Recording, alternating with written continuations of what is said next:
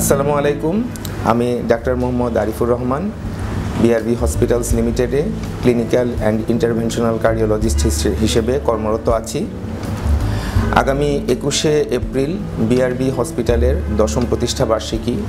এই উপলক্ষে এই হসপিটালের ম্যানেজমেন্ট, কর্তব্যরত সকল কনসালটেন্ট, চিকিৎসক, নার্স, টেকনিশিয়ান এবং সকল কর্মকর্তা কর্মচারীকে আমার পক্ষ থেকে আন্তরিক। আপনারা জানেন, এই হসপিটাল বিগত 10 বছরে বাংলাদেশের চিকিৎসাঙ্গনে একটি গুরুত্বপূর্ণ অবস্থান অর্জন করেছে।